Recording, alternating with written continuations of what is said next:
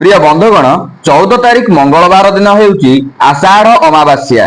एही परम पावन दिन रे आपण माने एही तीनोटी गछ को छुई चुपचाप चली आसंतु। आपणक जीवन रे लागि रहिथिबा समस्त समस्या आज्ञा दूरीभूत निश्चिंत होई जिवो एवं आपणक जीवन शैली रे एते मात्रा रे धन आपणक पाखको आसीबो जाहाकु कि आपण ताकु परिचालित मध्य करि परिबे नाही एवं आपणक जीवन रु दारिद्र्य मध्य तुरंत लोप पाई जिवो। प्रिय बंधु माने आजिर एही भिडियो रे आमे किछि दिव्य वृक्ष बाबद रे आलोचना करिवु जहाकि साधारण प्रतीत होउथिले मध्य एहा भितरे असाधारण प्रतिभा लुचि करी अछि। आ एमिति रे देखिबाकू गले अमावास्या तिथिटी स्वतंत्र नियारा जहाकि एही दिन आषाढ़ अमावास्या होइथिबा कारणरु महाप्रभुंकर नवजौवन दर्शन एही दिन होइथिबा कारणरु स्वतंत्र रूप रे महाप्रभु नारायण मध्य एही वृक्ष रे वास करिथांती। प्रिय बंधुगण आपण मानक आख पाखरे निश्चिंत रूप से आपण पाई परिबे। जदि दर्शक बंधु आपण अत्यंत गुप्त भाव में केही न जानिबा पूर्वरु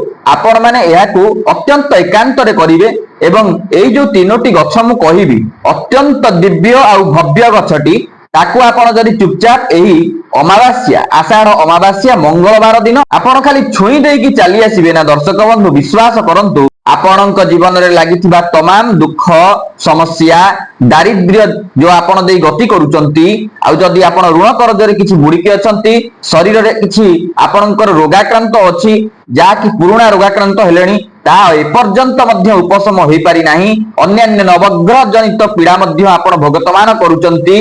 जदि आपणकर जेकौनसी अन्यान्य समस्या थाउ ना काहे जेकौनसी तर समस्या हेउ ताहा स्वतंत्र रूप से दूरीकरण होता है। आउ शत्रु भी जदि आपणकर अछंती शत्रु भी मध्य निवारण होता है जदि आपण एही दिन एही तीनोटी वृक्ष को खाली छुई देकी आसुचंती केमिति आ को विधि रे सेटा को मध्य आपणको जानिबा पई पड़िबो एवं आपणकर 7 जन्मर गरीबी दूर हेबा सहित आपण जे कौनसी स्थान को जिबे आज्ञा आपणक पछे पछे धन निश्चिंत आसीबो काहे कि ना एही वृक्ष को एही परम पावन पवित्र दिन रे एही विधि माने मु जे विधि की कहिबी सेही विधि अनुसार आपण छुई की आसीबा क्षणी ही आपणक पाखको अष्टलक्ष्मी स्वयं चुंबकीय शक्ति सहित आकर्षण होइथांती एवं आपणकर डाहाण स्कंदरे रहिथांती आज्ञा। आजिर एही वीडियो माध्यम रे आमे एपरी तीनोटी वृक्ष बाबद रे बतैबु जहाकु कि आपण स्पर्श करिबा द्वारा आपणकर जन्म जन्मांतरर गरीबी मध्य दूर हेबा सहित आपणकर नानाविध समस्या आज्ञा दूर होबो एवं माता महालक्ष्मींकर एपरी भाबरे अहेतुक करुणा कटाक्ष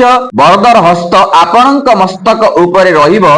आपणकर निकटवर्ती समय एमिति आसीबो देखिबे आपण धनिक श्रेणी होई जिवे जदि आमे एई कहउथिबा तीनोटी वृक्ष जहाकु कि आपण अमावास्या आषाढ़ अमावास्या मंगलवार दिन स्पर्श करिक आसुचंती यथा विधि अनुसार आपणकर तमाम दरिद्र बा गरीबी रे जो आपण अछंती तो निश्चिंत रूप से समस्त समस्या आज्ञा दूरीभूत हेबो या चाक्षुष प्रमाणर उपाय। प्रिय बंधुगण एही जो आषाढ़ अमावास्या जहाकि पड़ुछि मंगलवार दिन या एक बहुत दिन परे आज्ञा एक विशेष ऊर्जा एवं संरचनार सहित प्रकट हुई अछि। जदि एई जो वृक्ष तीनोटी कथा कहूची ताकू जदि आपण सठिक विधि रे जो विधि की मैं आपनको कहिबी सेई विधि एवं सठिक मुहूर्त रे आपण जदि केवल छुई देकी पळि आसुचंती तेबे निश्चिंततर आपणकर जीवन रे आसीबो एक विराट परिवर्तन। काहे कि ना एक कथा मु कहूनी तस्मात् शास्त्रं प्रमाणं जहा शास्त्र प्रमाण दिए सेटा ही एथरे कुआ जाउची। ए जो तीनोटी वृक्ष कथा कहूची प्रथम मु आपनको कहि रखुची प्रथम वृक्ष होचंती ब्रह्मदेव द्वितीय वृक्षटी होचंती स्वयं नारायण महाप्रभु तृतीय वृक्षटी होचंती सांब शिव महादेव जहाकि तीन देवंकर तीनोटी वृक्षर प्रतीक। तो दर्शक बंधु से वृक्ष को आपण जानिबा पूर्वरु तार उपाय को करबा पूर्वरु आपण माननकु खाली एतिक रिक्वेस्ट आपण माने किछि फायदा पाउचंती आपण माने भिडियोटी तो जानिबे अवश्य उपाय को मध्य करिवे। आपण मानक एतिक रिक्वेस्ट आपण माने प्रारंभ रु शेष पर्यंत देखंतु जदि प्रारंभ रु शेष पर्यंत आपण भिडियोटी को न देखुचंती तेबे निश्चिंत रूप रे आपण कोठी ना कोठी अधूरा ज्ञान शिखुचंती जहाकि या होची संपूर्ण रूप रे विनाशर कारण या को करबा ही आपणक निमित्त एक बड़ चैलेंज होई जिवो काहे ना ठीक हेबो नै शास्त्रर अनादर हेबो सेहि पई तो कहा जायछि शास्त्र रे शास्त्रस्य अनादरः छापकः भवति।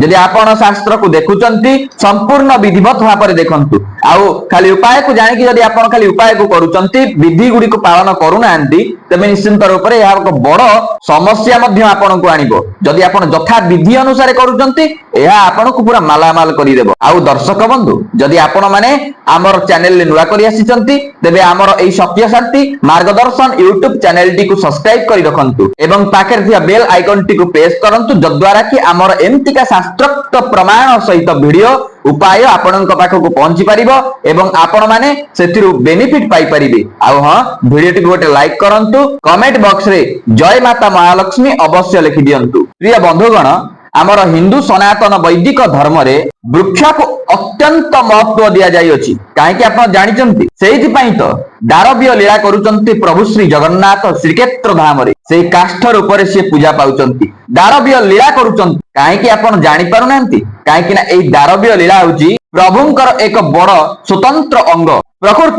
प्रकृतरे आज्ञा आमे हेज्ञान करूथिबा किछि वृक्ष एमिति अछंती जाहाकु कि आपण एई उपाय करिबा क्षण जाहाकि आपण एई उपाय को करिनेबा क्षणी आपणकर समस्त समस्या को दूरीकरण करिबाकू एई तीनोटी गछ होउचंती सर्वसमर्थ किछि करिवार नै खाली छुई कि आसीबार अछि ओ समय रे ओ अभिजित मुहूर्त रे सेटा किंतु म आपनकु आगु कहबी। व्यक्ति विशेष माने एमिति किछि अछंती खाली एक औषधीय रूप रे व्यवहृत करंती नै एहाकू पूजा भी मध्य करंती यह अत्यंत गुरुतर रोग को मध्य व्याधि के मध्य आरोग्य करिथाय आज्ञा जाकी वेदोक्त प्रमाण एवं औषधीय चरक संहिता मध्य एहाकू यथेष्ट रूप रे प्रमाण देइ अछि। तो प्रिय बंधुगण आपण माने एई अमावास्या दिन जाकी आषाढ़ अमावास्या ए आषाढ़ अमावास्या परिका परम पावन दिन रे आपण जे कौनसी मुहूर्त रे ए वृक्ष को छुईकी आसी परिबे जे कौनसी मुहूर्त रे ए वृक्ष को विशेष रूप रे आपण मने रखतांतु छुईकी आसी परिबे। आ समय संपर्क रे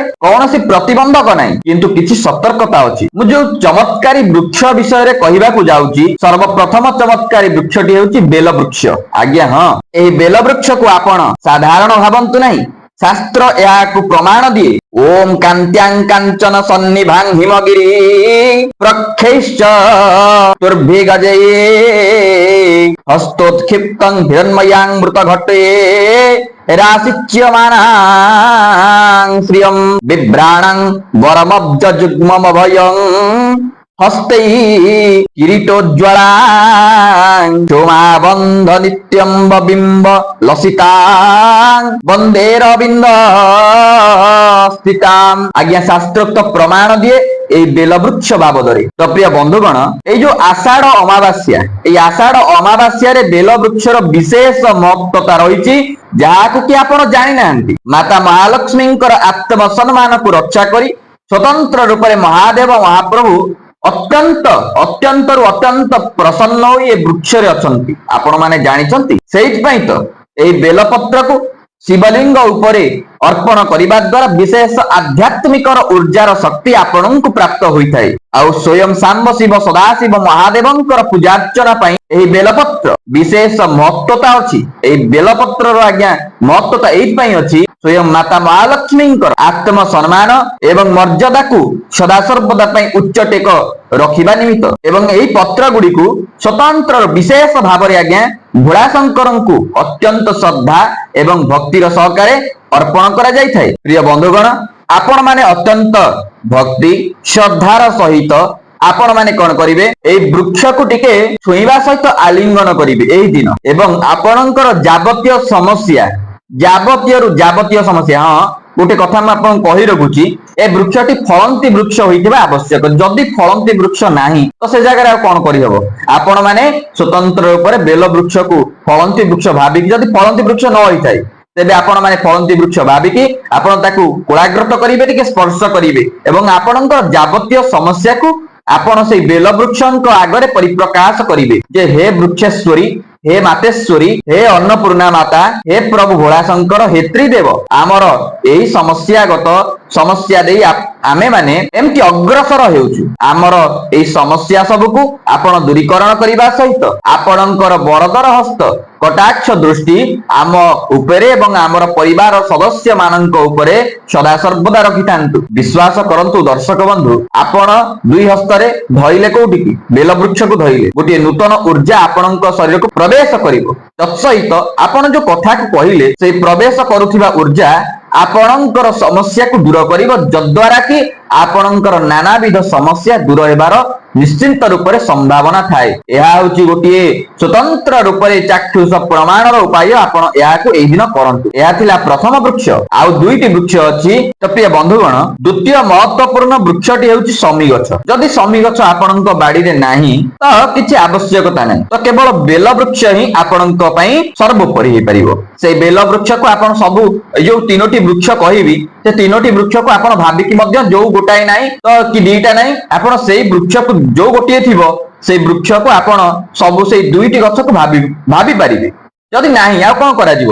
ଆଉ ଯଦି ଅଛି ଆପଣ ଛୁଅନ୍ତୁ। ତ ପ୍ରିୟ ବନ୍ଧୁଗଣ, ଏଇ ଯୋଉ ଶମୀ ଗଛ ତାକୁ ସ୍ୱତନ୍ତ୍ର ରୂପରେ ଜଗଦମ୍ବାଙ୍କର ବାସ ରୂପରେ ପୂଜା କରାଯାଇଥାଏ। ପ୍ରକୃତରେ ଦେଖିବାକୁ ଗଲେ ସ୍ୱୟଂ ଦେବୀ ଜଗଦମ୍ବା ଏହି ବୃକ୍ଷରେ ବାସ କରିଥାନ୍ତି। ଯଦି ଦର୍ଶକ ବନ୍ଧୁ ବିଶେଷ ରୂପରେ ଏଇ ଯୋଉ ଅମାବାସ୍ୟା ତିଥି ଅଛି, ଖାଲି ଅମାବାସ୍ୟା ତିଥି ନୁହେଁ, ପ୍ରତ୍ୟେକ ଦିନ ମୁଁ କଥା କହୁଛି, ପ୍ରତ୍ୟେକ ଦିନ ଯଦି ଆପଣ ଶମୀ ଗଛ ମୂଳରେ ଟିକେ ସନ୍ଧ୍ୟା ଦୀପ ଦେବେ, ବତୀ ଟିକେ ଜାଳିବେ, ଆପଣଙ୍କ ସମସ୍ତ ସମସ୍ୟାରୁ ଆପଣଙ୍କୁ ମିଳିବ ଲାଘବ ଆଜ୍ଞା। ଏତତ ବ୍ୟତୀତ ଯଦି ଶମୀ ଗଛ ମୂଳରେ ଆପଣ କିଛି ସିନ୍ଦୁର ଅର୍ପଣ କରୁଛନ୍ତି, ଓମ୍ ସିନ୍ଦୁରେବ ପ୍ରାଧୁନ୍ୟେଷୁ ଘନା ସବାତ ପ୍ରମିୟ ମତୟନ୍ତି ଜିହ୍ୱାଂ ହୃଦସ୍ୟ ଧାରା ଅରୁଷନବାଜି କଶ୍ଚନ ବିନ୍ଦୁ ପୁଣ୍ୟମାନ।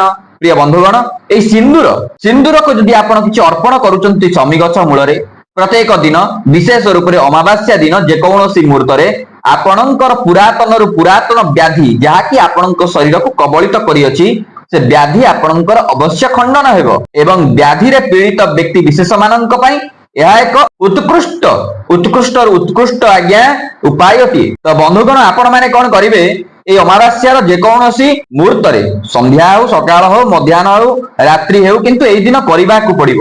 ଆପଣ ମାନେ କଣ କରିବେ, এই ଶମୀ ଗଛ ଯଦି ଆପଣଙ୍କର ଅଛି ବାଡିରେ, ତେବେ ଆପଣ ମାନେ 7 ଘେରା ଶମୀ ଗଛ ମୂଳରେ ଲଗେଇବେ। 7 ଘେରା ଲଗେଇବେ। ଲଗେଇ ସାରିଲା ପରେ ଆପଣ ଟିକେ ସେଇ ଶମୀ ଗଛକୁ ଟିକେ ସ୍ପର୍ଶ କରିବେ। ସ୍ପର୍ଶ କଲା ପରେ ଆପଣ ସେମ ଉଚ୍ଚାରଣ କରିବେ ଯେମିତି କି ବେଲ ବୃକ୍ଷ ପାଖରେ ଆପଣ ଉଚ୍ଚାରଣ କରନ୍ତି। ଏଠି କିନ୍ତୁ ଉଚ୍ଚାରଣ କରିବେ, ହେ ମାତା ଜଗଦମ୍ବା, ହେ ମାତା ଭବାନୀ, ଆମର ଏଇ ସମସ୍ୟା ଦେଇ ଆମେ ମାନେ ବର୍ତ୍ତମାନ ଅଗ୍ରସର ହେଇଅଛୁ।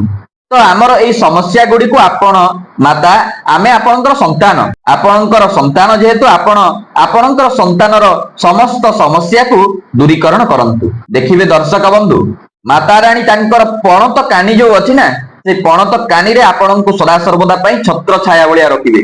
କାହିଁକି ନା ଶମୀ ଗଛ ମାତା ଜଗଦମ୍ବାଙ୍କର ଅତ୍ୟନ୍ତ ପ୍ରିୟ ଏବଂ ମାତା ମହାଲକ୍ଷ୍ମୀ ଅତ୍ୟନ୍ତ ପ୍ରସନ୍ନ ହୁଅନ୍ତି ଯଦି ଆପଣ ଏମିତିକା ଗୁହାରି ଆପଣ ସେଠାରେ କରନ୍ତି। ଆଉ ବିଶେଷ ରୂପରେ ଯଦି ଆପଣଙ୍କର ଧନ ଜନିତ ସମସ୍ୟା ଅଛି କିମ୍ବା କୌଣସି ପ୍ରକାରର ସ୍ୱାସ୍ଥ୍ୟଗତ ସମସ୍ୟାକୁ ନେଇ ଆପଣ ଚିନ୍ତିତ ଅଛନ୍ତି, ତ ଆପଣ ମାନେ ଶମୀ ଗଛ ମୂଳରେ ସିନ୍ଦୁର ଟିକେ ଅର୍ପଣ କରିବେ।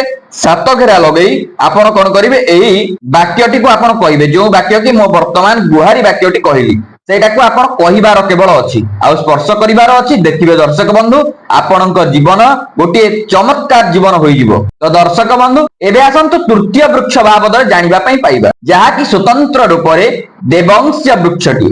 ତୃତୀୟ ବୃକ୍ଷଟି ହେଉଛି ପାରିଜାତ ବୃକ୍ଷ। ଆଜ୍ଞା ହଁ ଦର୍ଶକ ବନ୍ଧୁ, এই ପାରିଜାତ ବୃକ୍ଷଟିକୁ ଆପଣ ହେଜ୍ଞାନ କରନ୍ତୁ ନାହିଁ। এই ପାରିଜାତ ସ୍ୱତନ୍ତ୍ର ରୂପରେ ଆପଣ କଣ ଜାଣିଛନ୍ତି, ସ୍ୱର୍ଗରୁ କେବଳ ମର୍ତ୍ତ୍ୟକୁ ଆସିଅଛି ଦେବଂଶ ବୃକ୍ଷ ଏହା, ଯାହାକି ସମୁଦ୍ର ମନ୍ଥନରୁ ଏହା ପ୍ରାପ୍ତ ହୋଇଥିଲା ଏବଂ ଏହାକୁ ଦେବଂଶ ବୃକ୍ଷ କାହିଁକି କୁହାଯାଏ, କାହିଁକି ନା ଇନ୍ଦ୍ରଦେବଙ୍କର ସ୍ୱର୍ଗୀୟ ଉଦ୍ୟାନ ଯୋଉ ଥିଲା, ବଗିଚା, ଉଦ୍ୟାନ ମାନେ ବଗିଚା, ନନ୍ଦନ ବନରେ ଏହାକୁ ରୋପଣ କରାଯାଇଥିଲା। ପରେ ପରେ ସ୍ୱତନ୍ତ୍ର ରୂପରେ ମହାପ୍ରଭୁ ଶ୍ରୀକୃଷ୍ଣ ମାନବ ଜାତିର କଲ୍ୟାଣ ନିମିତ୍ତ ଏହାକୁ ମର୍ତ୍ତ୍ୟମଣ୍ଡଳକୁ ଆଣିଥିଲେ। ଏହାକୁ ଦେବୀ ଲକ୍ଷ୍ମୀଙ୍କର ଏକ ପ୍ରକାଶ ଭାବରେ ବିବେଚନା କରାଯାଇଥାଏ, କାହିଁକି ନା ସ୍ୱୟଂ ମହାଲକ୍ଷ୍ମୀ ସମୁଦ୍ର ମନ୍ଥନରୁ ପ୍ରକଟ ହୋଇଥିଲେ। ଏହା ଗୋଟିଏ କଥା ମଧ୍ୟ ମାନା ଯାଇଥାଏ। ହୁଏତ ଏଥିରେ ଆମର ସାଇନ୍ସ ବି କିଛି ରହିଛି। ଆପଣ ଯଦି ସନ୍ଧ୍ୟା ସମୟରେ ପାରିଜାତ ବୃକ୍ଷକୁ ସ୍ପର୍ଶ କରୁଛନ୍ତି, ଆପଣ ଦିନ ତମାମରେ ଉପାସ କରିଛନ୍ତି, କିଛି ଖାଇନାହାନ୍ତି, ଆପଣ ସନ୍ଧ୍ୟା ସମୟରେ ଖାଲି କାହିଁ ଯାଇକି ମାନେ ସ୍ପର୍ଶ କରିନେଉଛନ୍ତି, ଆପଣଙ୍କର ଯୋଉ ତମାମ ଶାରୀରିକ କ୍ଳାନ୍ତ ଆପଣ ଅନୁଭବ କରିଛନ୍ତି, ଉପବାସ କରିକି ସେ ସମସ୍ତ କ୍ଳାନ୍ତ ଆପଣଙ୍କ ଶରୀରର ପ୍ରତ୍ୟେକଟି ଅଙ୍ଗ ପ୍ରତ୍ୟଙ୍ଗକୁ ଶୀତଳତା ପ୍ରଦାନ କରିଥାଏ। ତତ୍ସହିତ ଆପଣ ମାନେ ଏଇ ଦିନ କଣ କରିବେ, ସେମ୍ କିଛି ସିନ୍ଦୁର ନେବେ, ସିନ୍ଦୁର ନେଇ ଆପଣ ସେଇ ବୃକ୍ଷ ମୂଳରେ ଦେବେ ଏବଂ ଆପଣ 5 ଘେରା ଲଗେଇବେ।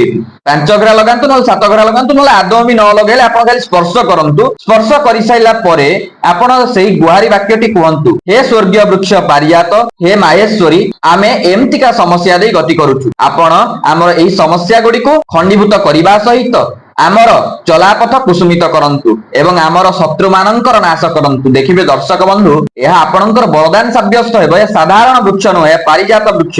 ପାରିଜାତ ବୃକ୍ଷ ଆଗରେ କୁହାଯାଉଥିବା ପ୍ରତ୍ୟେକଟି ଗୁହାରି ତାହା ସ୍ୱତନ୍ତ୍ର ରୂପରେ ଅବଶ୍ୟ ପୂର୍ଣ୍ଣ ହୋଇଥାଏ। ଯଦି ଆପଣ ପାରିବେ ଏଇ 3ଟି ବୃକ୍ଷକୁ ଗୋଟିଏ ସମୟ ଆଟ୍ ଏ ଟାଇମ୍ ରେ ଛୁଇଁକି ଆପଣ ଆପଣଙ୍କର ମନସ୍କାମନା କହିପାରିବେ ଏବଂ ଆପଣ ସେଠାରୁ ଚାଲି ଆସନ୍ତୁ ତାଙ୍କୁ ପ୍ରଣିପାତ କରିକି, କାହିଁକି ନା ଏହା ସାଧାରଣ ବୃକ୍ଷ ନୁହେଁ, ଏହା ହେଉଛନ୍ତି ଦେବଂଶ ବୃକ୍ଷ, ଯାହାକି ଆପଣଙ୍କର ପ୍ରତ୍ୟେକଟି ମନସ୍କାମନା ପୂର୍ଣ୍ଣ କରିଥାଏ। ତ ଦର୍ଶକ ବନ୍ଧୁ, ଆଜି ପାଇଁ ବାଣୀକି ଏଠି ବିରାମ ଦେବା। ରହୁଛି ନମସ୍କାର। ଜୟ ଜଗନ୍ନାଥ, ଜୟ ମାତା ମହାଲକ୍ଷ୍ମୀ।